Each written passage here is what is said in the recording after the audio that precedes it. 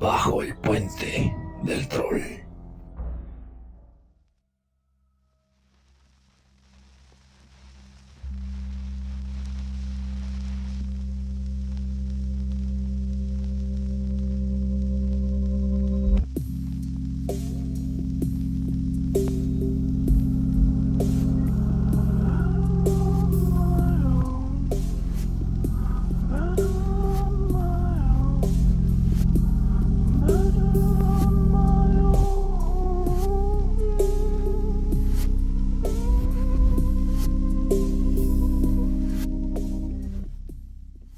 Los seres humanos hacemos un esfuerzo consciente por evitar la muerte, no solo como una consecuencia directa de nuestros actos, sino incluso en conversación o como tema. Mientras estamos vivos, repudiamos las consecuencias de la muerte porque nos parecen desagradables. Más allá de la idea de dejar de existir, la muerte nos resulta desagradable por su proceso de descomposición. Es un hecho que los seres humanos nos descomponemos luego de morir, pero creo que a la mayoría de nosotros no nos queda claro qué es exactamente lo que sucede cuando nos descomponemos. En un mundo donde los muertos no hablan, los antropólogos forenses son los que saben leer de alguna manera el diccionario de la muerte.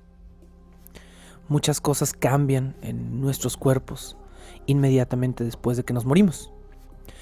Por ejemplo, los niveles de potasio dentro del humor vítreo del ojo se elevan. Esta es una de las formas en las cuales los médicos forenses pueden saber cuántas horas lleva muerto un ser humano. El cuerpo entero se enfría hasta alcanzar la temperatura ambiente a un rango de varios grados por hora.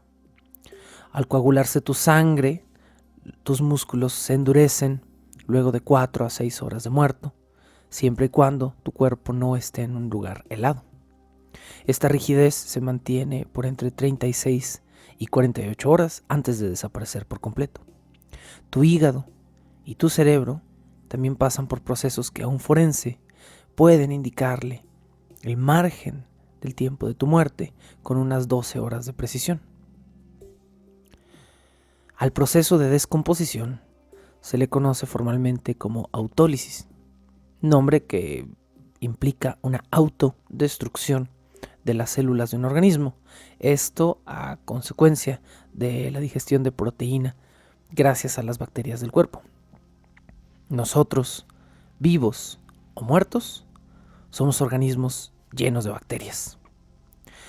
Nuestros cuerpos utilizan enzimas, es decir, pequeñas moléculas orgánicas que causan o a veces evitan reacciones químicas para descomponer la carne. En realidad somos máquinas perfectas de descomposición de carne. Nosotros estamos diseñados para eso. Es precisamente así como obtenemos la proteína de los alimentos que consumimos. Nuestro estómago y nuestros intestinos están llenos de estas enzimas y su trabajo es disolver carne y convertirla en aminoácido. Mientras seguimos vivos, el cuerpo humano regula las enzimas y evita que digieran la carne de nuestro propio cuerpo. Este proceso de regulación deja de suceder en el momento en el que nos morimos. Bienvenidos a un nuevo episodio de Bajo el Puente del Troll, episodio 4 de la temporada La vida de los cadáveres, el cual se titula El arte de la descomposición. El día de hoy, además de hablar un poquito sobre lo que implica descomponerse, tema que quizá quieran evitar escuchar mientras comen un rico filete, también vamos a estar escuchando las declaraciones del antropólogo forense Eliasib Álvarez, quien afortunadamente me pudo acompañar en carne, vamos a decirlo de esa manera, para esta entrevista. Creo que de alguna manera gradualmente hemos ido subiendo la calidad de las entrevistas para esta temporada y ha sido, debo confesar, totalmente incidental. La primera entrevista de esta temporada no había manera de hacerla de forma presencial. La segunda sí se pudo hacer de forma presencial, pero no en un lugar óptimo. Y finalmente, bueno, en esta todo se juntó como, podríamos decir que se juntó como un grupo de bacterias dentro de un intestino y todo salió a pedir de boca. Así que con esto les presento este cuarto episodio donde hablaremos de qué sucede con un cuerpo en el momento en el que nos morimos. Al morirnos, nuestro propio cuerpo empieza a procesar la carne de nuestros propios intestinos. Las enzimas que antes se contenían porque sabían que eventualmente iban a recibir comida, ahora están terriblemente hambrientas, quieren alimentarse y la única carne que tienen a la mano es la nuestra. Cuando las paredes de nuestros intestinos finalmente se carcomen gracias a estas enzimas, nuestro abdomen se llena de líquido. Y el líquido, siempre que ponemos carne en caldito, afloja. El líquido afloja los tejidos del cuerpo y se vuelven mucho más suaves y por lo tanto mucho más vulnerables para ser penetrados por bacterias externas o incluso por insectos.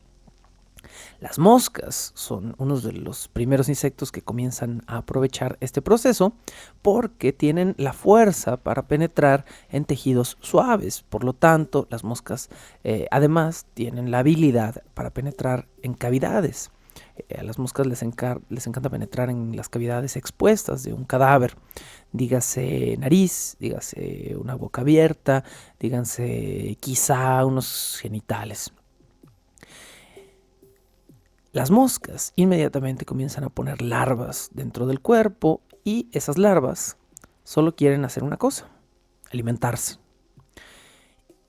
Las moscas ponen sus larvas dentro de los cuerpos porque el cuerpo es un festín de grasa y las larvas de la mosca adoran la grasa. Al empezar a devorarnos por dentro, las larvas se comen entonces la grasa que comienza a disolverse de nuestros cuerpos gracias a las enzimas que han empezado a suavizar nuestros tejidos.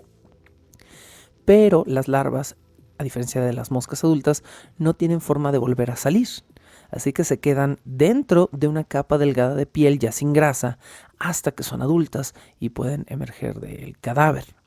De manera que el depósito de larvas también es una manera de calcular para los forenses cuánto tiempo lleva un cuerpo a la intemperie. Vulnerable y expuesto, el cuerpo humano se llena de bacterias en lugares donde no debería haber bacterias. Sí, el cuerpo humano está lleno de bacterias, pero estamos en una especie de balance, de control, como las enfermedades del señor Burns, que todas se atacan a sí mismas y se mantienen en una especie de balance. Así funciona nuestra flora intestinal y así funcionan todas las bacterias que realmente nos son útiles y que, a las que nuestro cuerpo de alguna manera está acostumbrado. Pero cuando entran a este sistema millones o billones de bacterias foráneas, todas ellas hambrientas, va a haber un desbalance. Ahora que las enzimas del cuerpo ya están digiriendo parcialmente el cadáver, dentro del cadáver literalmente llueve comida. Toda la grasa deshecha y los tejidos suaves están lloviendo sobre las larvas depositadas por las moscas y sobre las bacterias que se reproducen y al mismo tiempo que son combinadas finalmente con bacterias externas, y todo este festín de larvas y bacterias devoran nuestra carne y hacen lo que hacen desde el principio, junto con las enzimas: convertir la carne en aminoácidos, en cadenas rotas, en cadenas descompuestas de proteína. Este hecho, que básicamente es un proceso de eglución de parte de las enzimas y las bacterias, provoca gas. Te comes una carnita, te tiras un pedo. Por eso, nuestro cuerpo se hincha tras la muerte. No es bonito, pero de alguna manera estamos llenos de las flatulencias de las bacterias que devoran nuestra carne y por eso, principalmente, lo que se inflama es nuestro vientre. No pudiendo un ser humano ya muerto expeler voluntariamente el exceso de gas que hay en su interior, los intestinos del cadáver primero se hinchan, después revientan o colapsan y a veces incluso se sellan bajo la propia presión de la descomposición. Este proceso provoca que a veces también los cadáveres tengan flatulencias. Además del abdomen, las zonas que más se inflaman en un cadáver son los genitales y la boca. De manera mórbida, sepan ustedes que los genitales masculinos crecen considerablemente durante esta parte del proceso de descomposición.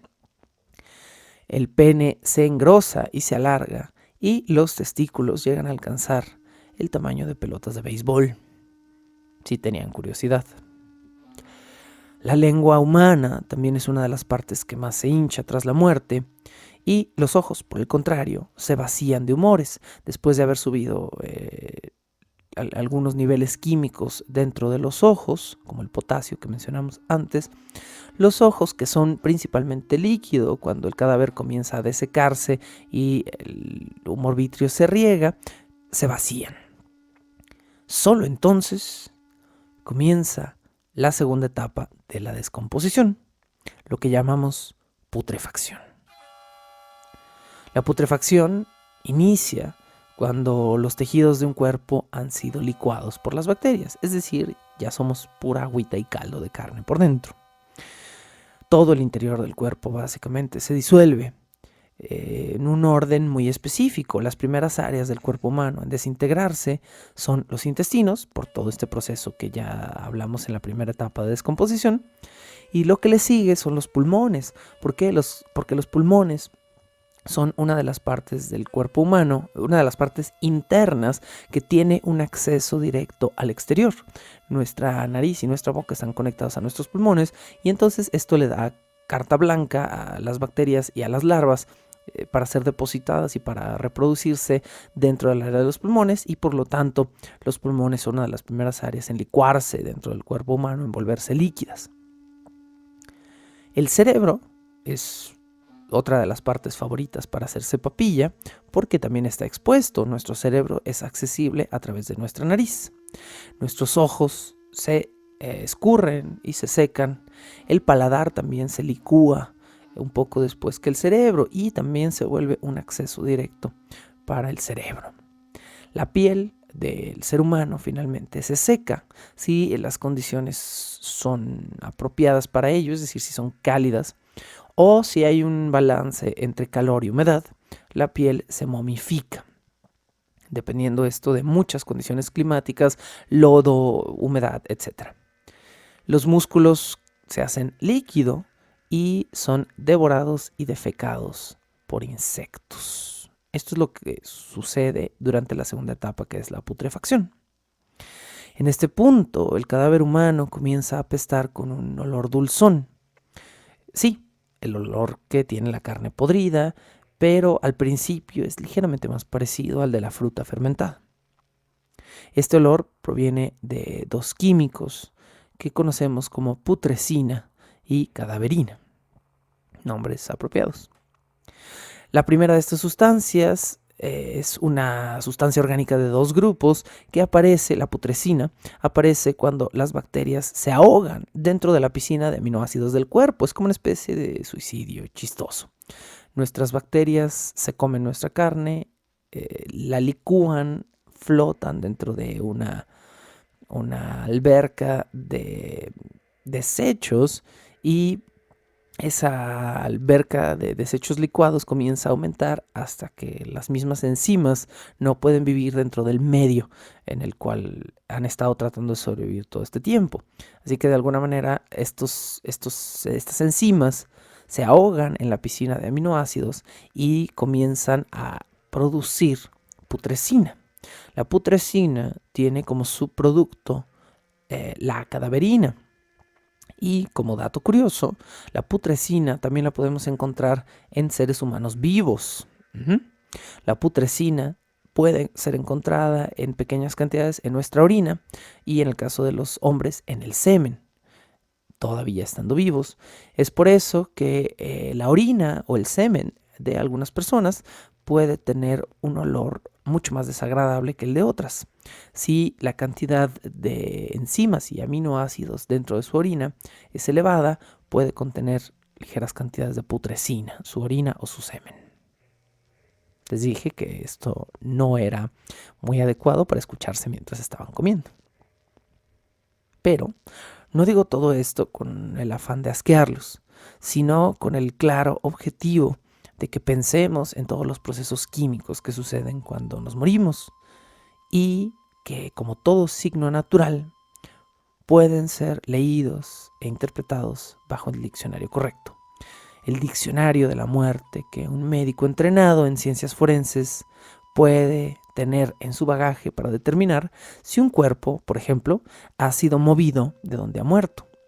Para ello basta analizar con el suelo que está debajo del cadáver en busca de los químicos iniciales o en busca de algunos de los químicos de la putrefacción, y si no se encuentran estos químicos embebidos en la tierra, quiere decir que el cadáver se ha descompuesto en otro lugar y después ha sido movido o tirado en el lugar en el que se encuentra ahora. Un forense puede saber de manera estimada cuánto tiempo ha pasado desde la muerte de una persona con solo ver las larvas de mosca bajo la piel transparente de un cadáver. Un perro entrenado para reconocer el olor de cadáveres puede encontrar un cuerpo en descomposición a varios kilómetros de distancia, incluso si este cuerpo está enterrado varios metros bajo tierra. Y un embalsamador puede valerse de dichos conocimientos para aprender a limpiar y a preparar mejor un cuerpo, a fin de presentarlo de forma decente a una familia desolada tras su muerte. El proceso de embalsamar es complicado, requiere de muchos cuidados particulares y todo embalsamador debe de tener una práctica compleja con cadáveres. Si alguno de ustedes sueña con ser un cadáver elegido para entrenar embalsamadores, muy poca gente sueña con eso, supongo, pero si ustedes quisieran donar su cadáver para que un buen embalsamador aprenda a hacer su trabajo, déjenme decirles que también hay una cierta discriminación. Tu cadáver no puede ser demasiado gordo, demasiado alto, o no debe haber muerto de una enfermedad comunicable para evitar descuidos que se puedan cobrar otra vida tras algún pequeño error. Así que hasta cuando estás muerto, juzgan tu peso y tu estatura. Un embalsamador en entrenamiento primero lava y arregla el cuerpo. El lavado del cuerpo es la etapa inicial y también una de las más conocidas del proceso. Lo siguiente que se le hace al cadáver para embalsamarlo es desinfectarle la boca. Se le baña la boca y los dientes con desinfectante y luego se enjuaga con copiosas cantidades de agua. Después, el embalsamador en entrenamiento revisa que no haya material estomacal al fondo de la garganta para no provocar olores desagradables durante un velorio. En ocasiones, los gases de la descomposición y la presión provocada por las enzimas dentro de los intestinos obligan a los músculos y a los mismos órganos internos a devolver comida del estómago a la boca. Si sí se encuentran residuos en la garganta, se usa un aspirador para purgar el tracto digestivo del cadáver. Si el cadáver es el de un hombre, a veces se le afeita el rostro para presentarlo más prolijo, más limpio. Hecho que se hace con mucho cuidado, porque cortar la piel de un cadáver implica que no hay nada de curación y por lo tanto la herida va a quedar completamente abierta, sin ninguna seña de comenzar a curarse o a cerrarse. Un pequeño corte puede arruinar el trabajo de un embalsamador al momento de exhibir un cuerpo en un ataúd abierto. Por lo que ningún embalsamador que se jacte del título utiliza nunca la misma navaja para dos cuerpos, no por higiene, sino para saber que el filo con el que están cortando les va a permitir el máximo cuidado. Los párpados de un cadáver se cierran de varias maneras. En tiempos modernos se utiliza una pequeña pieza de plástico con unos pequeños dientes que se pone sobre el humor vitrio o sobre lo que haya restado del ojo, y se cierra el párpado sobre esta pieza de plástico. Los pequeños ganchos de plástico le impiden a los ojos volverse a abrir. Si las cavidades de los ojos, por el contrario, están completamente vacías y no hay a dónde aferrar la pieza de plástico, la cavidad se llena con bolas de algodón y se les da forma a estos antes de cerrarlos. Se cree que los antiguos egipcios utilizaban pequeñas cebollas para hacer exactamente esto mismo.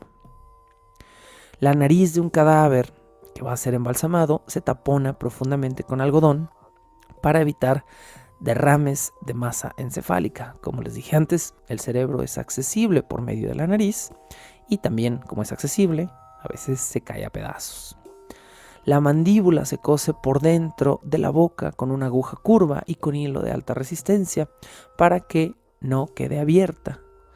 Si el cuerpo va después a continuar el proceso de embalsamamiento, se utiliza el sistema circulatorio del cadáver, previamente drenado de sangre para no hacer un caos, para irrigar el cuerpo con químicos. Me parece que el drenado de sangre es simultáneo al ingreso de los químicos.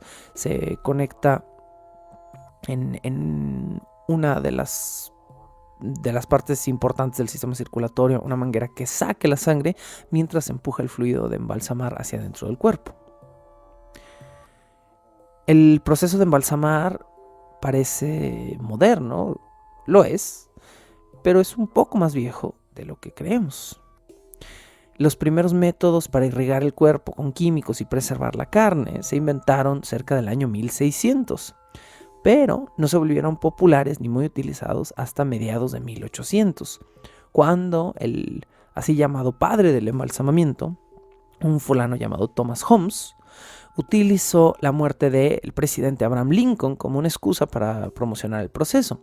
Thomas Holmes preservó el cuerpo de Abraham Lincoln, lo subió a un tren y daba tours con el cadáver de Abraham Lincoln para promocionar el proceso de embalsamamiento. Como dato curioso, el mismísimo Thomas Holmes también embalsamó a algunos de sus familiares y los tuvo montados en sillas o en muebles en su casa antes de comenzar a volverse loco. Y al final de sus días, Thomas Holmes pidió que por favor no se embalsamara su cadáver tras su muerte.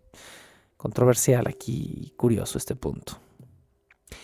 Para terminar de embalsamar un cuerpo, para llevar a cabo el proceso en sí de embalsamamiento, se realiza una incisión en la carótida, es decir, en la vena del cuello, y por ahí se introduce una cánula, que es un tubo transparente, delgado, pero duro, un poco rígido, o sea, sí tiene flexibilidad, pero es más o menos rígido. Minutos después de que el cuerpo comience a ser bombeado con los fluidos de embalsamamiento, los tejidos se enrojecen y se rehidratan, nuestra piel se vuelve a ver joven. Y los músculos se vuelven otra vez elásticos. Hay un par de casos mencionados de cadáveres de ancianos que, entre paréntesis, rejuvenecen cuando se les embalsama y las familias tienen problemas para reconocerlos. No recuerdo si en un episodio previo ya les hablé de esto, pero sucedió por lo menos en un caso documentado que una familia negó que la persona que estaban viendo en el ataúd era su abuela, era la abuela de toda la familia, porque se veía 20 años más joven. Y el problema fue que el embalsamador introdujo demasiado fluido de embalsamamiento en el cadáver y la señora se veía rosita, cachetoncita, muy bien preservada, cuando estaba terriblemente demacrada al final de su vida. De alguna manera fue como si la volvieran a un estado anterior al de los últimos días de su muerte. El formol es uno de los compuestos líquidos del fluido embalsamador que más conocemos y que más tiene la capacidad de preservar la carne humana. Si un tejido se preserva, se sumerge por completo dentro de formol, se puede mantener por años. Por propiedades como esta, el embalsamamiento temprano se vendió a mediados del 1800 como una forma para preservar un cuerpo para siempre. Y esto, por supuesto, fue desmentido. ¿Cómo fue desmentido? De una manera muy agresiva. Un hombre demandó a una compañía, una de las primeras compañías de embalsamadores a principios del siglo XX, cuando no creyó la promoción de que un cuerpo embalsamado se preservaba por siempre y quiso ponerlo a prueba. Este hombre compró un mausoleo, es decir, una tumba semi-expuesta, y dejó ahí el cadáver embalsamado de su madre. El hombre regresaba cada 6 meses e iba a comerse un sandwichito con la señora junto al cadáver. Eventualmente, el hombre encontró que el cadáver de su madre estaba, cito, lleno de moho y con algo de barba. Ok. Y al mostrar esta evidencia, desmintió a los viejos embalsamadores que afirmaban que los fluidos para embalsamar duraban para siempre. Como parte de su demanda, cobró $25,000 y consiguió que las compañías embalsamadoras dejaran de proclamar que el fluido para embalsamar era eterno. Luego de irrigar un cuerpo con fluidos por cerca de 1 hora, los embalsamadores cierran el ano del cadáver con suturas para evitar derramamientos y olores desagradables. Después, solo hace falta peinar al cadáver, dejarlo bonito y ponerle un lindo vestido o traje para presentar el cuerpo a una familia de dolientes. Y después de todo esto que les dije, mi pregunta es, ¿por qué? ¿Por qué tememos tanto la muerte? ¿Por qué encontramos tan extraña la muerte? ¿Qué sentimos que para verla a la cara tiene que parecer algo viva? El proceso de un médico forense es aprender de la muerte para mejorar la calidad de vida. Y específicamente, como aprenderemos con Eliasib el día de hoy, para averiguar cosas que no son evidentes cuando un cadáver no puede ser identificado y vinculado a una identidad o a una familia. Pero ¿por qué embalsamar? ¿Por qué introducir líquidos caros que después contaminan la tierra para poder ver a la cara a un familiar muerto una vez más por un par de horas? Más interesante que todo esto que nos estamos planteando es todo lo que está detrás. ¿Cómo se estudia? ¿Cómo se aprende? ¿Qué se tiene que hacer para entender a la muerte? En otras palabras, ¿cómo diantres se lee el diccionario de los signos de la muerte? Así que los dejo con Eliasib Álvarez, mi invitado del día de hoy, quien nos da una serie de explicaciones muy interesantes sobre lo que implica ser un investigador, un sabueso de pistas para descubrir quién es el cadáver que tienes entre manos. ¿Qué tal si solo tienes unos pequeños fragmentos de hueso? ¿Qué tal si solo tienes una parte de la cadera? ¿Qué tal si solo tienes un cráneo y necesitas darle un nombre a ese muerto? Dicen que los muertos no hablan, pero para Eliasib, la facilidad que él tiene para escucharlos le da una ventaja.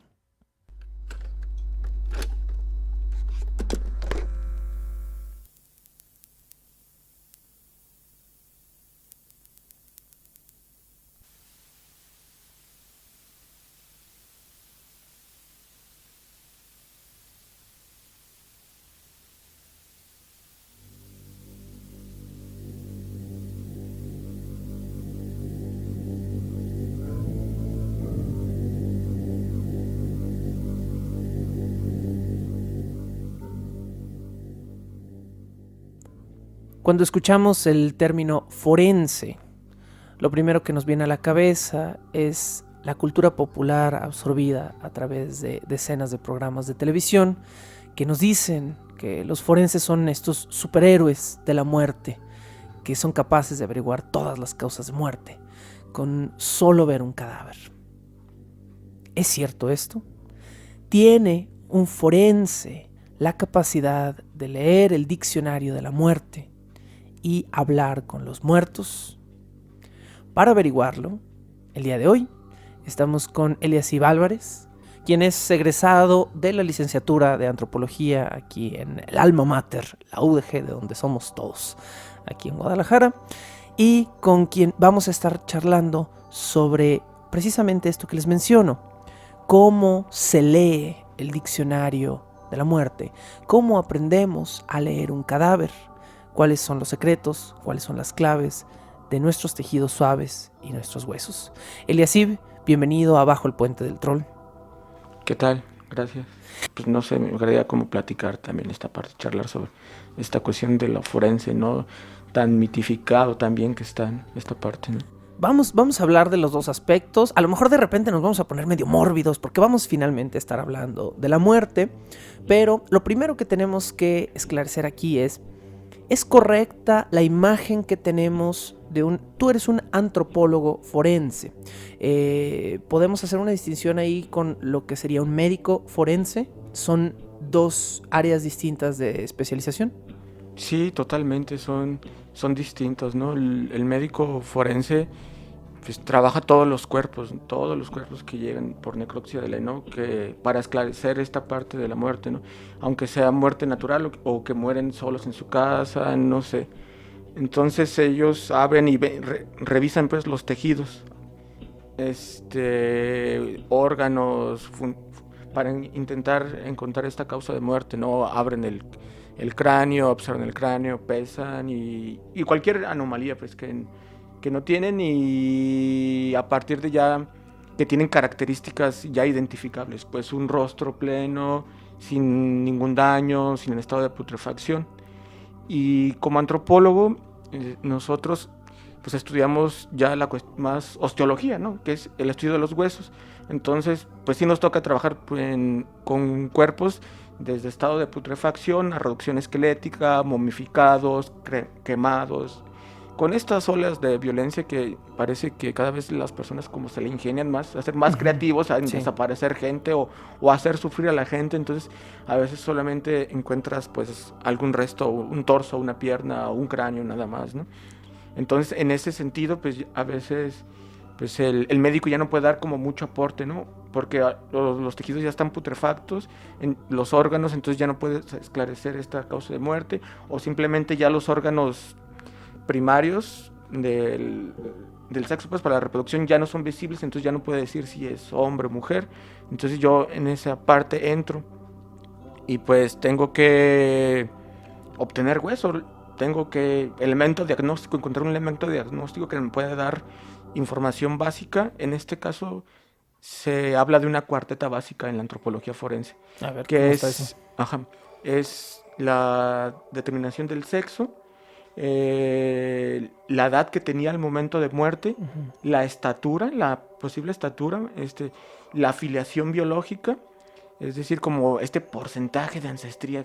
Ya está como tratando de eliminar. ¿Refiriéndonos a raza o...? Sí, no sé si el término es correcto, pero... Pues el término es pues obviamente generado, bueno, como casi todos los conceptos por el ser humano, ¿no? Claro. Entonces siempre fue como un carácter ya más despectivo, ¿no?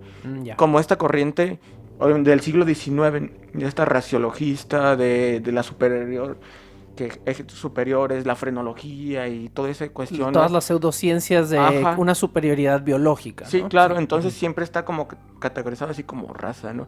Pero hablando biológicamente del genoma se ha demostrado pues, que obviamente casi todos partimos de un ancestro común o tenemos porcentajes de ancestría de muchas partes del mundo, pues de tantas mezclas que ha habido, somos una población mundial totalmente heterogénea, ¿no? Ha habido mezclas de todos tipos, entonces no hay como tal cual una raza pura, no sé. Pero parte de tu trabajo es dar una especie de identificación porcentual hacia la inclinación de una raza, es decir, esta persona es de ascendencia sajona o es de ascendencia... Para esto se estudia el cráneo, porque el cráneo se ha demostrado con estos estudios que es el elemento óseo que tiene que nos da mayor aporte sobre la información de la historia biológica del ser humano, ¿no? Uh-huh. Por esta cuestión de, pues casi los caracteres heredables, pues ya que es el fenotipo, ¿no? No sé, pues tienes un hijo, le heredas ciertos caracteres, entonces esos caracteres van reflejados en el cráneo, ¿no? La forma de ojos, la boca, la nariz y el tipo de cráneo, ¿no? Entonces esos caracteres hay como ciertas que se asocian a ciertos grupos poblacionales y a otros grupos poblacionales dependiendo la forma o si son cuadradas, las órbitas, la boca, la nariz, no sé. Entonces hay ciertas características que se asocian a un cierto grupo poblacional para dar esta idea, por ejemplo, a una persona de su posible rostro, ¿no?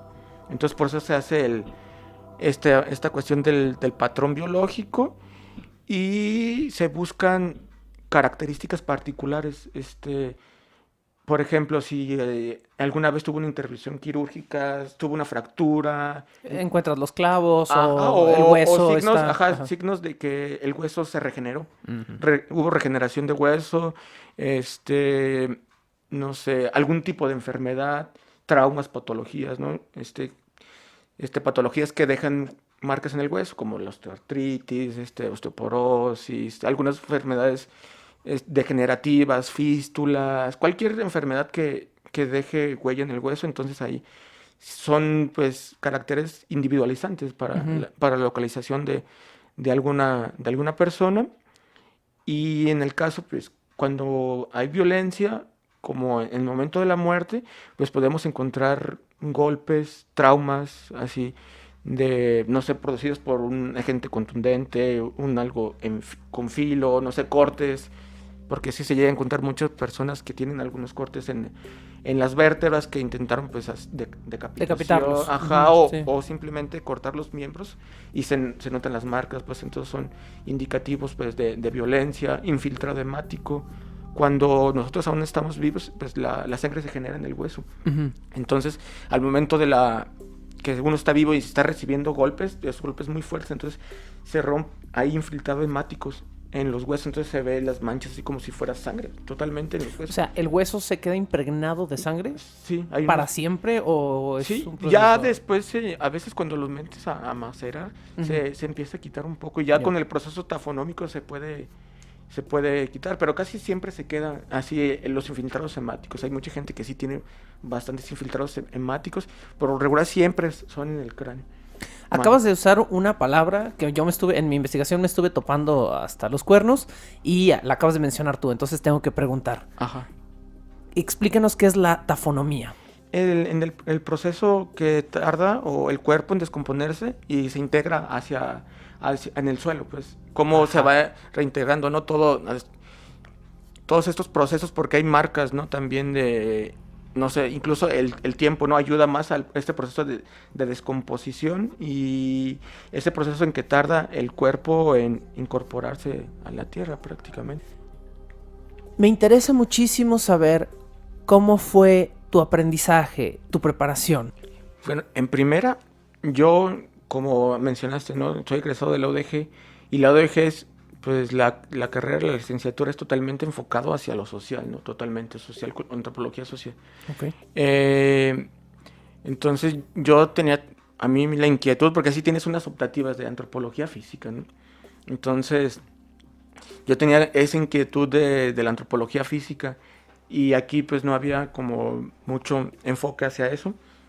Conforme iba avanzando en la carrera, hay materias y se abrió una que se llamaba Antropología Física Contemporánea, pero aquí fue como algo muy chistoso, porque después era un médico que nos fue a dar esa clase y le preguntamos que por qué no estaba en esa clase, ¿no? Ajá. Y me dice, no, es que el coordinador de la carrera, yo soy traumatólogo, me dice, se lesionó, yo le hice la cirugía y me dijo que le echara, como sabía de huesos, que le echara la mano a dar la clase, ¿no? Ok. Ajá, entonces, pues sus clases eran puras teorías de conspiración, ¿no? Ok. Anunnakis, cosas así. ¿En serio? Ajá, Wow. gigantes, cíclopes y nos daba, pues, así como, yo ya había como estado ya en la decepción, dije, ya no me voy a ir a este enfoque de la antropología biológica. Ajá. Y ya empecé a hacer el Instituto Jalisciense de Ciencias Forenses, Ujú. tienen el área de antropología forense.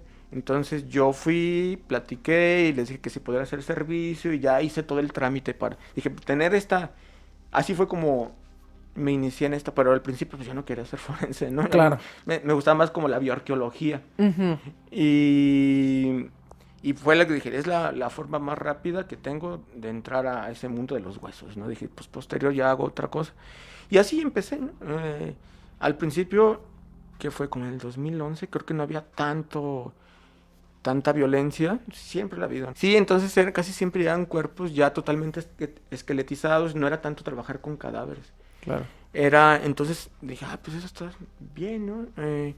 Hubo una ocasión que sí me tocó parte del servicio, que encontraron, no sé, como 30 cuerpos en unas camionetas, y llegaron ahí, pues me dicen, no, pues ayuda, ¿no? Están ahí, y eran cabezas, torsos, que llegó eso, entonces ese fue mi primer contacto con los cadáveres, y así fue, yo llegué al laboratorio, el laboratorio de antropología física de la Facultad de Medicina de la UNAM, se inició una colección osteológica de referencia. Es decir, que se cuentan con datos conocidos de pues, el nombre, la edad, el sexo y patologías que tenían, ¿no? Entonces ya tenemos una de referencia para posteriormente hacer estudios. Entonces esos cuerpos son donados o son cuerpos de gente que no reclaman o de centros de atención social, que la gente pues ya no tiene familiares y va pues, prácticamente a pasar la vida ahí, y ya se entregan esos cuerpos, llegan a la UNAM. Yo la labor que hacía era, los fotografiaba, los medía y ya pasaban a los técnicos, a los prosectores. Los prosectores ya pues preparaban los cuerpos y hacían toda esta preparación para que los alumnos de medicina practicaran con ellos. Y ya después de un año ya pasaban a antropología. Ya los cuerpos ya pues en un estado pues ya como acartonados, ya están secos en ese punto. Ajá, ya están. Sí. Entonces ya lo que hacemos nosotros pues es desarticular. Entonces ahí fue cuando empecé pues a utilizar ya el bisturí, el cuchillo para empezar a desarticular.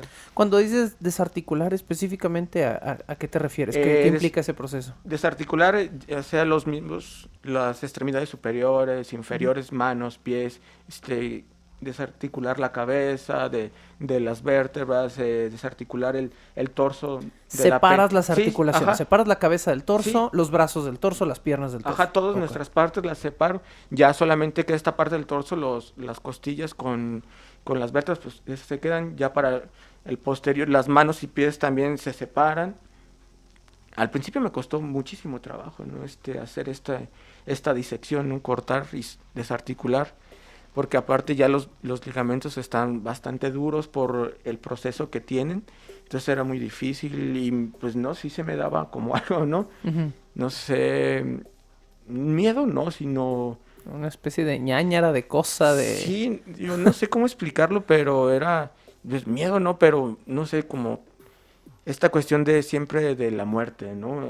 Ya preconcebido, ¿no? Que tienes de trabajar con muertos y, el miedo, ¿no? Cosas así, ¿no? Y tantos mitos que hay sobre esa situación, entonces así como tocarlo, no sé, me daba algo. Todavía, ¿no? No sé, porque me preguntan, es que tú ya te acostumbras, ¿no? No, pues yo siento que todavía no me acostumbro, pero pues tengo que hacer el trabajo, ¿no?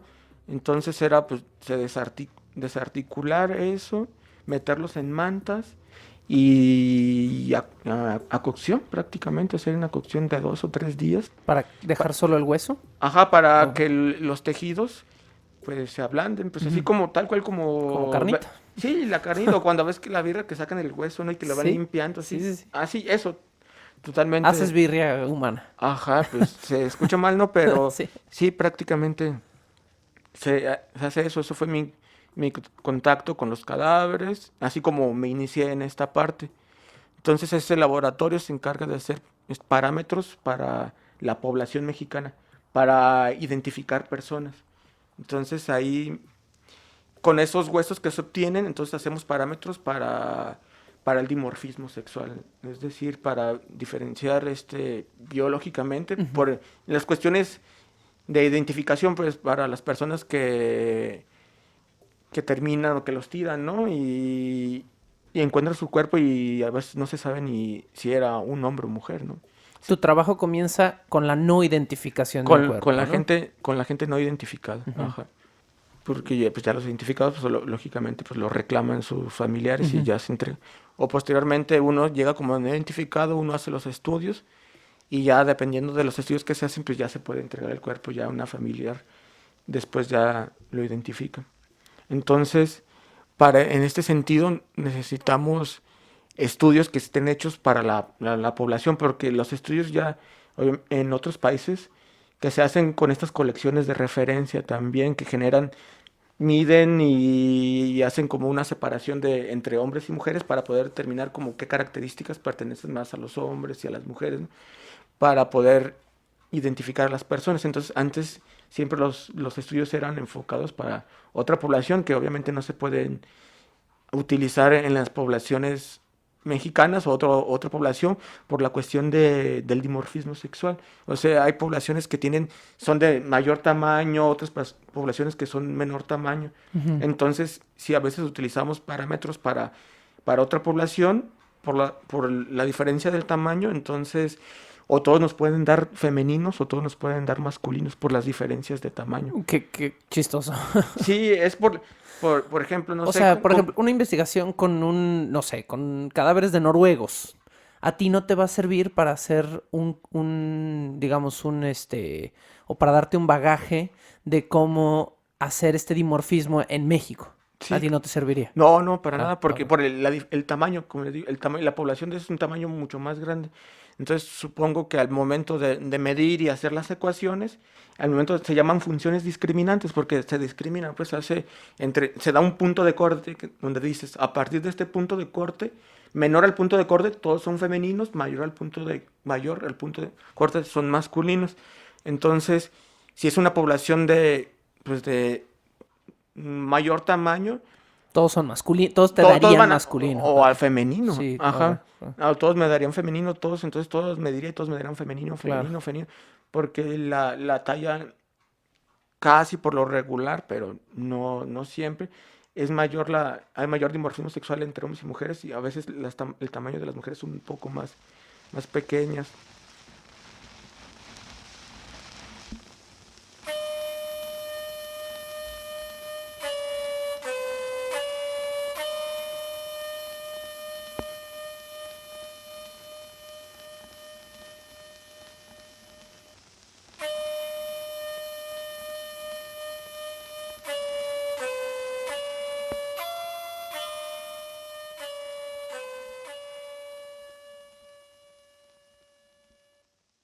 Más o menos tocaste el tema en la pregunta anterior, pero te lo pregunto más específicamente. Me dijiste que al principio tuviste un cachito de contacto con cadáveres más carnosos, más jugosos, digamos, y luego ya te moviste a hacer algo más antropológico con cadáveres llamémoslo en su tercera etapa, cuando ya están un poco más desecados. Esto se lo pregunto y se lo he preguntado a todos mis invitados a esta temporada. ¿Cómo fue tu primer cadáver? Fue estos cuerpos que te comentaba que se encontraron ahí en las camionetas, entonces pues todos estaban decapitados. Entonces, Claro. pues la sensación de pues, ver una persona ahí sin cabeza o verle estas vértebras, ahí las cabezas así de tomarlas porque me pusieron a lavar las cabezas, de quitarles la sangre y Sí. eso.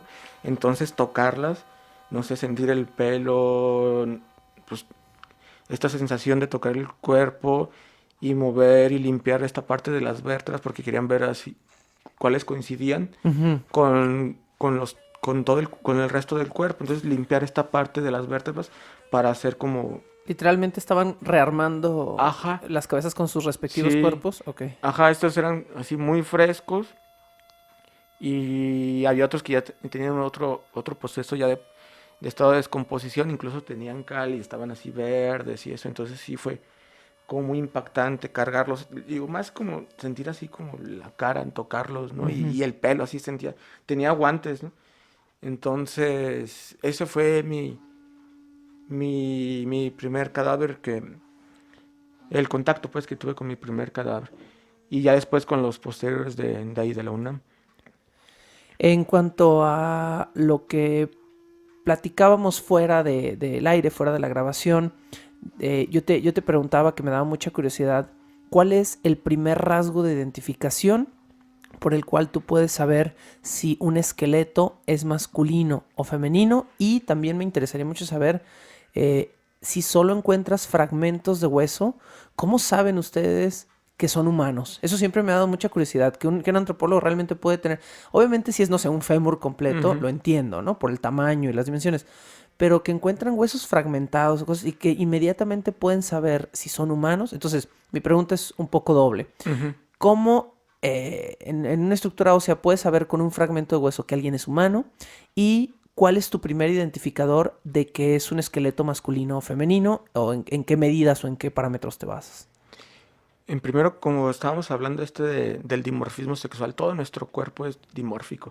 Y incluso en los mamíferos, si vemos los mamíferos, siempre hay mucha, en los mamíferos hay mayor, el ser humano es el que es menos dimórfico a comparación de otros animales. Claro. Se nota, si ves a veces, no sé, en un león, un león, una leona, no un tigre, no sé, Claro, un el gorila. león automáticamente vemos un dimorfismo en la melena, ¿no? Sí, Y sí, es, sí. es muy evidente. Y su morfología son bastante grandes, ¿no? Son muy, muy grandes. Entonces, en nosotros ya si ves el hueso, pues aparentemente todo está igual, ¿no? Pero sí existe una mayor robustez, por lo general, en los hombres. Entonces, todo nuestro cuerpo es dimórfico, pero, por ejemplo, para una primera instancia, hay características visuales, morfoscópicas, porque se utilizan dos métodos, ¿no? Que es lo morfoscópico y lo morfométrico. Lo morfoscópico, como dicen, pues es por vista. Hay características que tienen ciertos huesos, algunos huesos, en específico la pelvis y el cráneo, que los hombres lo tienen y las mujeres no. Y ese es en un primera instancia, ¿no? ¿Cuál sería el rasgo más evidente? ¿Ves un cráneo humano y en qué te basas inmediatamente para decir, es un varón, es un hombre? Hay métodos, ¿no? Un método así como muy básico se llama el método de Walker. Ese es un artículo que hizo en el 2008, si mal no recuerdo, que toma 5 caracteres para... Estudió una colección de referencia, lo que mencionaba, una colección de referencia, que ya sabía que estos eran hombres, estos eran mujeres. Entonces empezó a ver estas características que podían tener o no. Entonces encontró 5 rasgos más dimórficos en unas personas. Entonces él lo toma así como los hipermasculinos y los hiperfemeninos. Y vas gradando del 1 al 5. Y ya ingresas esos números, haces unas ecuaciones. Entonces esos rasgos son la glabela. La glabela es la que tenemos entre, no sé, en medio de las cejas, para decir. El pedazo, el fragmento de hueso que está antes de la nariz, digamos, entre Ajá, las cejas. Okay. Sí, ese, si lo ponemos así lateralmente, es como el punto más anterior del cráneo. Ok. Entonces, la glabela, esta es una característica que marca eso, la glabela. El margen supraorbital de los ojos. Entonces, tienes que evaluar cómo está tu margen supraorbital. Entonces, tienes que meter el dedo y ver cómo está su morfología en la margen supraorbital. El margen supraorbital es la órbita del ojo a la altura de la ceja, más o menos. Ajá. Ok, muy bien. A la órbita es el margen supraorbital, la cresta nucal. Y como se oye, pues la nuca, ¿no? nuca, En la parte de la nuca que nos tocamos, el punto más posterior, tenemos el punto ahí, pues no, lo sentimos, ¿no? Sí. Así nos tocamos. La cresta nucal, el mastoides. El mastoides es el que está por la altura de la oreja. La curvita, digamos, de la mandíbula. No. ¿Debajo de la oreja? Ese es gonio. Aquí abajo de la oreja, porque incluso justo detrás de la oreja. Tenemos el canal auditivo y abajito está el mastoides. Nos podemos, abajito, atrásito de la oreja, aquí está el mastoides y el mentón. El mentón. Entonces, esas características vieron que había mayor dimorfismo sexual o se diferenciaban más entre un hombre y una mujer. Entonces pone una gráfica del grado de los hiperfemeninos y los hipermasculinos y uno va evaluando. Así, sí. Y ya ingresas como esos parámetros del 1 al 5 y ya te dice, no, pues tienes tanto porcentaje de que ese cráneo es de un hombre o una mujer. ¿El cráneo sería tu segunda característica después de los huesos de la cadera? O sea, es decir, si solo tienes a ojo que determinar que alguien es un hombre o una mujer, ¿te basas primero en los huesos de la cadera o primero en el cráneo? Sí, es en huesos de la cadera, por ejemplo, por ejemplo, los médicos siempre su estudio es cefalocaudal, no de cabeza hacia los pies, ¿no? En el caso de la antropología es de la pelvis, por esta razón, pues, de que la pelvis es es el elemento óseo que nos aporta mayor información con relación al sexo, ¿no? Por esta cuestión del parto y la gestación, ¿no? Entonces, Ujú. hay ciertas características, por ejemplo, ahí visualmente en la pelvis hay una persona que se llama Fenis, hizo un estudio ahí como en 1960, Ujú. donde evalúa 3 características, que es el arco ventral. El arco ventral se ubica en la parte de la pubis, Ok. parte de la pubis, arco ventral, una concavidad subpúbica, es parte de la rama de que va de pubis a isquion. Bueno, bueno, ahorita explico eso, pubis Ujú. a isquion, y otra que es la rama isquiopúbica. Ujú. Tenemos 3 partes en la pelvis que se divide, que es ilion, isquion y pubis. Ilion son Las crestas, las ¿no? crestas Sí. ilíacas, Ujú. ajá, ilion. Isquion, pues es ya prácticamente con la que nos sentamos, Ujú. y pues esta parte del pubis, ¿no? Que tenemos Sí. aquí enfrente. Entonces, se evalúan como esas 3 partes, ¿no? Por ejemplo, en las mujeres, ella encontró que las mujeres son las únicas que tienen un arco ventral Ujú. y los hombres no. Entonces ahí anotamos ausencia o presencia de un arco ventral. En los hombres, se hace, en las mujeres hay una concavidad Ujú. de esta rama de pubis que va a isquion. Entonces se hace una concavidad, y en los hombres es convexo, ¿no? Convexo, ok. Ajá, y la parte de las ramas isquiopúbicas viendo de frente al pubis, donde se junta la sínfisis, hay un mayor grosor y una forma más curveada de esa parte de la mujer que en el hombre. Entonces, está este estudio, y posteriormente, ahorita el que más se usa, hay una persona que se llama Clales, que hizo como una recalibración de ese método, como lo mejoró ese método, y como en el sentido de Walker, se evalúa también del 1 al 5 Mm. aspectos. Entonces ya es más fácil de evaluar, y te da ejemplos ya de pelvis reales para que se te facilite mayor el análisis. Vamos a tocar el otro aspecto escabroso del tema del cadáver. Ahorita estamos hablando mucho del aspecto de huesos y cosas así, pero me interesa mucho tu perspectiva en cuanto a que nos expliques a mí y a una audiencia de gente que pues a lo mejor no tiene un estudio médico, ¿por qué un cuerpo se descompone? Ya no hay flujo de sangre, ya los órganos dejan de funcionar, ya no te mueves. Incluso, ahorita estaba recordando, por ejemplo, a mí de niño me acordaba mucho también de que le decían, cuando mi abuelito ya estaba enfermo y estaba postado ahí en cama, que ya no se podía morir, que le salían llagas. Estando todavía vivo, pero ya no hay movimiento, entonces empieza, pues, a descomponerse la Claro. piel, ya no hay movimiento, las células ahí quedan muertas y toda esta parte. Entonces ahora, cuando ya no hay ningún flujo, ya no hay un órgano funcionando, pues empieza a descomponerte, ¿no? Ya las bacterias pues empiezan a llegan pues a comerte, los gases que tienes internos te empiezas a Te inflas. inflar, Ujú. descomponer. Entonces ya no hay nada pues que te mantenga vivo, ¿no? Incluso pues en los alimentos se descompone, no sé, todo. Ya no hay nada que, pues bueno, sí, empiezan otros organismos que tienen vida, ¿no? A empezar a descomponer, pero tu cuerpo ya no tiene ninguna función. No sé. Me funciona Ujú, perfectamente esta respuesta, ¿no? ujú, De por qué nos descomponemos. De cualquier manera es parte de la ujú, explicación de este programa. Eh, como hablamos del aspecto dimórfico, ¿no? Y ujú. hablamos de cómo identificar si un cadáver le perteneció a un hombre o a una mujer.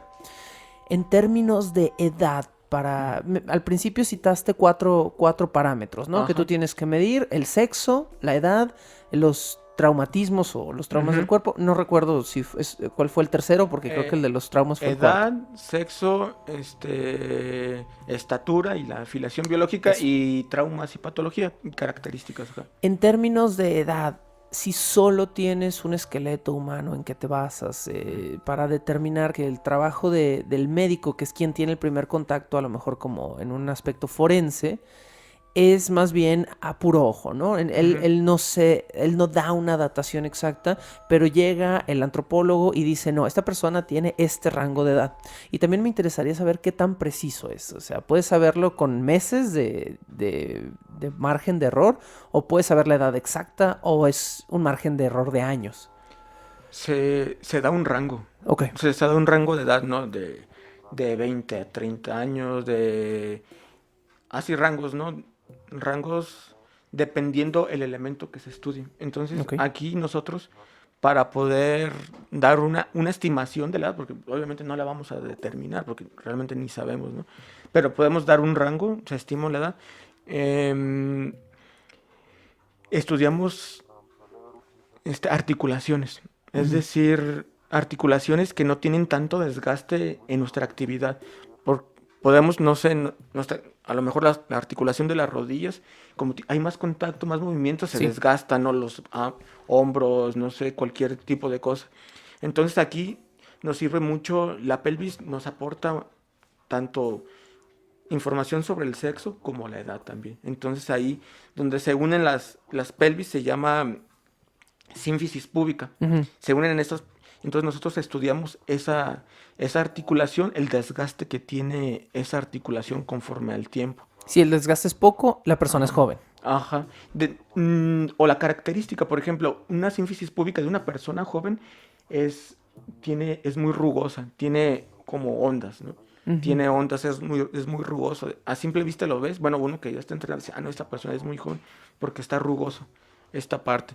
Entonces, conforme vamos creciendo, va cambiando esas características. Cambia, no sé, es más poroso, hay más desgaste ya del hueso conforme a la edad. Entonces hay estudios que hicieron, que evaluaron esta sínfisis púbica, como mencionamos, con, con una colección de referencia, con datos de personas que se sabe la edad. Entonces ves la edad y ves el patrón que se repite en las mismas personas de esa edad, entonces ya das una descripción de esa edad, porque ya sabemos que esa persona tenía esa edad de muerte. Entonces ves las características de todas esas personas que tuvieron a ese momento de muerte, entonces por eso se dan ya como ciertos rangos de edad. En Ya. la pelvis, en la articulación también que se une con el sacro para unirla, también podemos ver ahí la región auricular, también eso nos da información con respecto a la edad. Ujú. También estas características, rugoso, que hay ondas, hay como un poco de estrías, conforme el tiempo va cambiando, van modificando esas características.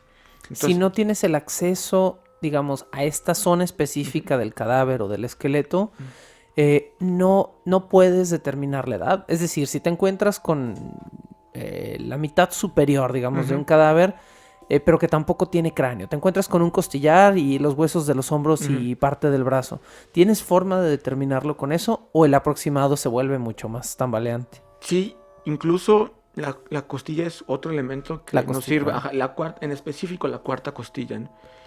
¿Por qué específicamente? En los estudios dicen que es como el que menos tiene impacto, ¿no? La cuarta costilla, se han hecho estudios sobre eso, que es un desgaste más natural Ok. de alrededor de nuestra vida, entonces que no altera tanto este proceso, ¿no? Por alguna actividad física que realicemos. Entonces, la cuarta costilla es y donde se han hecho estos estudios, la cuarta y la primera costilla. Mm. Pero la primera costilla tiene rangos muy amplios de edad, no sé, te puede dar un rango de 20 hasta 40 años. Claro. Entonces son rangos muy, muy altos. Yo casi no utilizo la primera costilla, porque son rangos muy amplios, entonces creo que no, para, yo no la utilizo por eso, porque creo que son rangos muy amplios, entonces eso no nos sirve para tanto.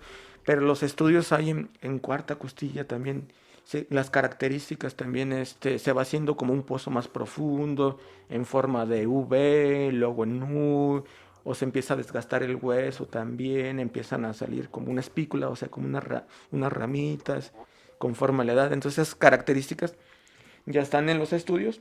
Los estudios y hay descripciones de esa edad, de esas edades según la característica de la costilla. Entonces uno va evaluando, pues ve la costilla y ya pues lee todavía las descripciones y ve las imágenes de los estudios y ya va dando como estos parámetros. Ahí se llama por fases, ¿no? Hay 7 fases de costilla, fase uno 2 3 así. Conforme, la 7 pues ya es una edad ya mucho mayor avanzada que nos daría como unos 70 años más o menos, así, 70, 80 años. Y entonces eso nos puede aportar. Otro elemento que nos aporta también es el sacro. Hay un estudio en sacro, pero son rangos muy amplios. En el caso del cráneo, los dientes también se utiliza mucho por un método que se llama lamendín, que se mide la raíz del diente, el periodonto, la altura del periodonto, que es esta parte casi que se separa del diente con la encía con la enfrente, encía, entre los dos dientes los ajá. dientes de abajo. Ujú. Eso, y hay una translucidez que se marca en la raíz del diente, pero este método tiene un problema, que no se, dice la persona que hizo el estudio, que no se debe utilizar en personas menores de 20 años, 24, no sé muy bien, pero en menores de 20 no se puede utilizar porque te da rangos muy altos, entonces es Ok. para personas un poco ya más grandes. Y otra cosa, si no tenemos estos elementos que nos aportan, podemos dar como un aproximado, porque obviamente nosotros para nacemos pues inmaduros, ¿no? Conforme vamos creciendo, nuestros huesos se van a ir fusionando.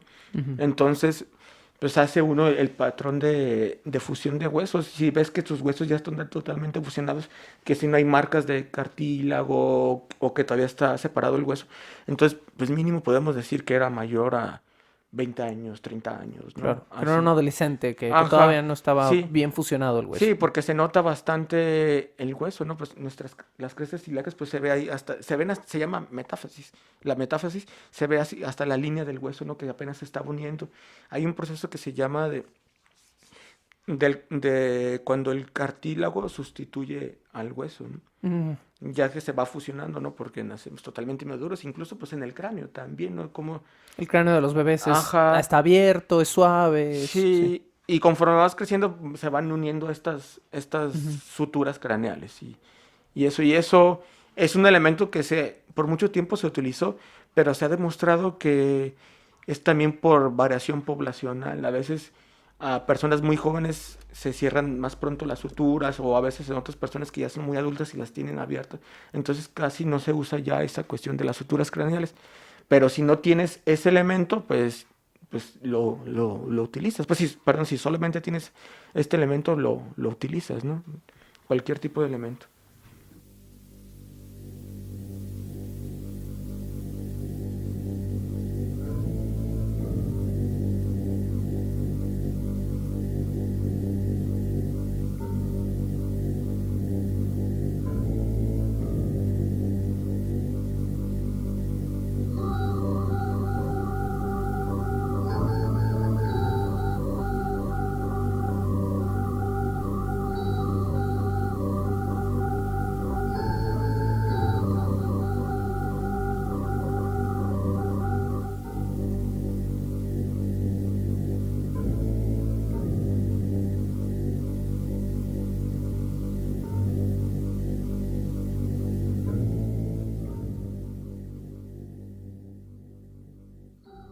Como antropólogo forense, ¿cómo es tu relación con la muerte?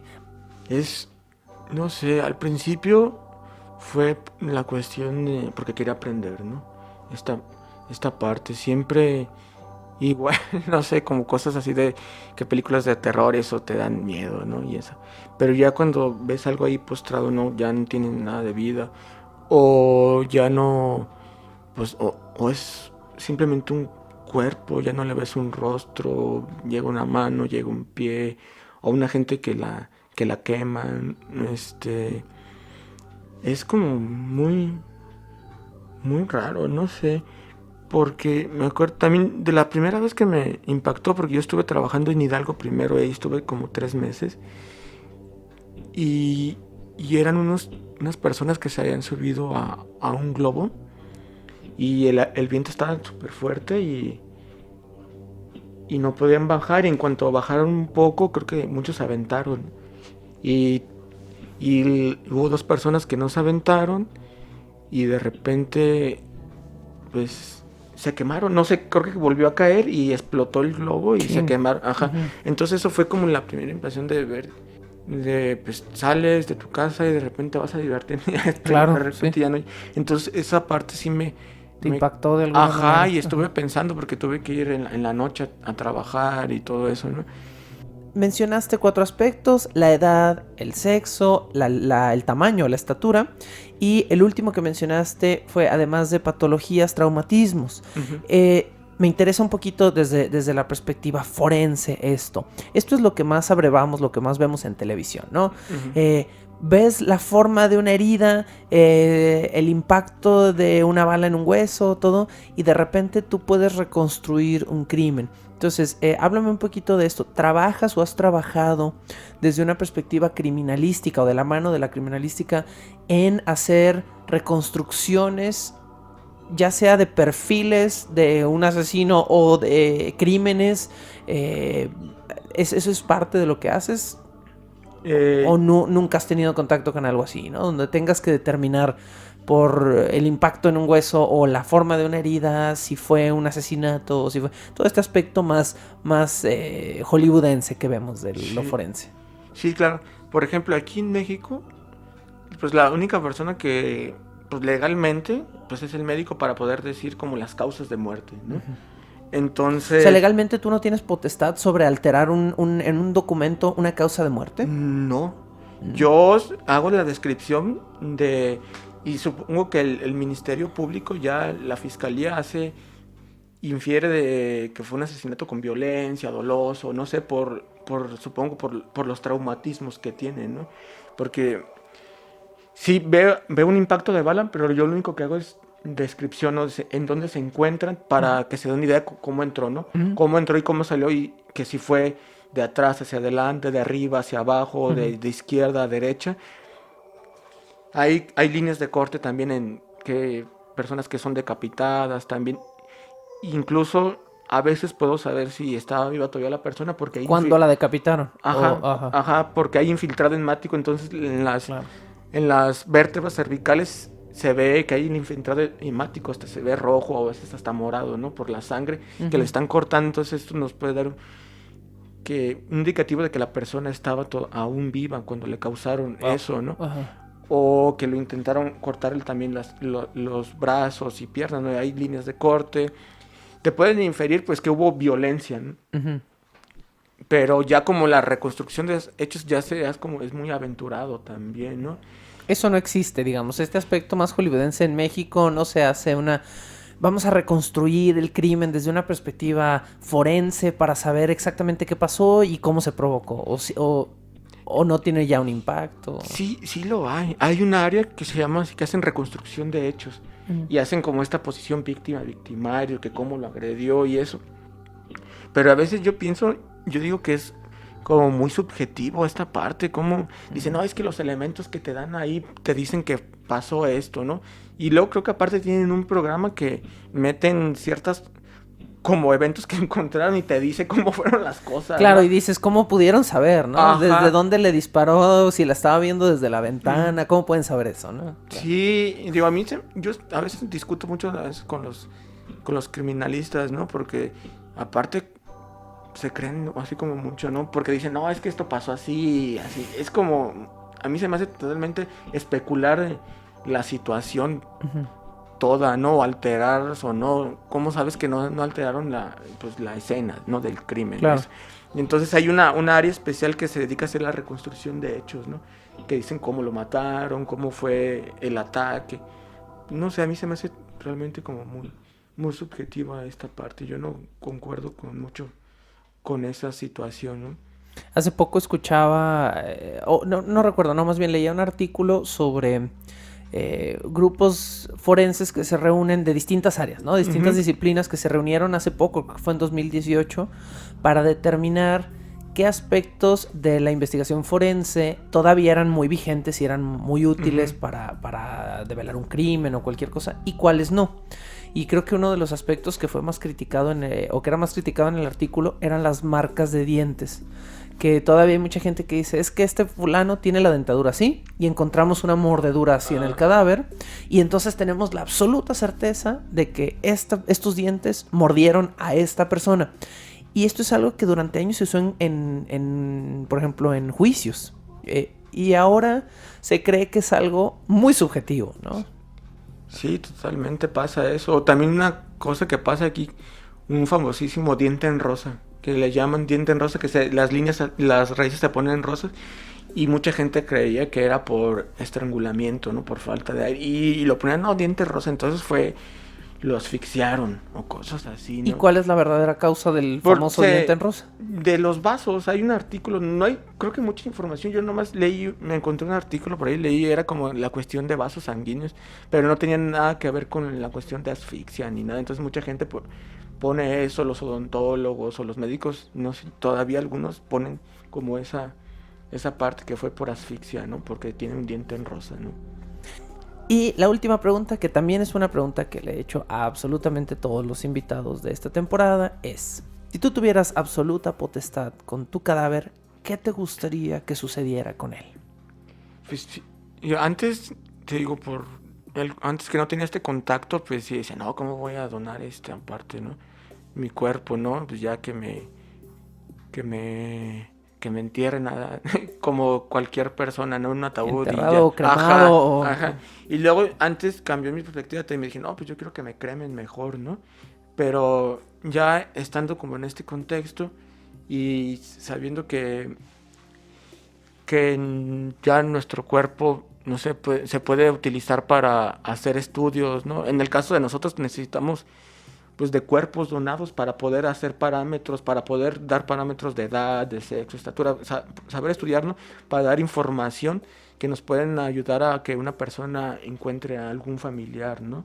O que incluso los órganos no se pueden ayudar a otras personas a seguir viviendo. Entonces tu cuerpo ya ahí inerte, echándose a perder, ya no va a pues ya no va a sirve de nada, y como quedarte con esta parte, si tú puedes ayudar a otras personas donando tu cuerpo, pues yo creo que sería pues algo mucho mejor, ¿no? Que sirva de algo, ¿no? Estando ahí, no te eches ahí a perder sin obtener ningún beneficio, y pues en este sentido pues puedes, no sé, donar un órgano, tus huesos pueden servir para estudiar y seguir haciendo parámetros para futuros estudios. Claro. Y eso, ¿no? Yo preferiría como hacer en esta parte, ¿no? Donar mi cuerpo. Digo, antes no lo pensaba así, ¿no? Pero me he dado cuenta pues que se puede ayudar a otras personas o tener potencial para estudios, ¿no? Que pueden ayudar, ¿no? Cuestiones futuras, no sé, yo creo que sería en ese sentido. Eliasib Álvarez, como toda la gente que ha formado parte de este pequeño podcast a lo largo de esta temporada llamada La vida de los cadáveres, a lo mejor estaría dispuesto a donar su cuerpo, y cada día, cada vez más, me van cambiando a mí mismo de opinión sobre qué hacer con mi cuerpo, por qué no hacer algo útil con nuestro cuerpo y finalmente donarlo para que alguien como Eliasib pueda en el futuro seguir aprendiendo. Eliasib, muchísimas gracias por acompañarnos el día de hoy. No, al contrario, muchas gracias por invitar. Fue un placer platicar contigo, fue muy interesante, fue muy educativo, y esperemos que toda la gente que lo escuche también opine lo mismo. Esto es Bajo el Puente del Troll. Aquí se acaba este episodio, pero nosotros no nos hemos muerto, seguimos vivos, y dentro de 2 semanas continuamos con un nuevo episodio de esta temporada, La vida de los cadáveres. Gracias por escuchar. Y el día de hoy agrego gracias por donar sus cadáveres. La locución, la producción y la música original de este programa son creadas por Sergio Vicencio. Ve a patreon.com/Sergio Vicencio y apoya este podcast para obtener horas de contenido adicional. Búscame como @recuadroblanco en Twitter e Instagram, o como Sergio Vicencio en YouTube para darme tu opinión sobre este podcast.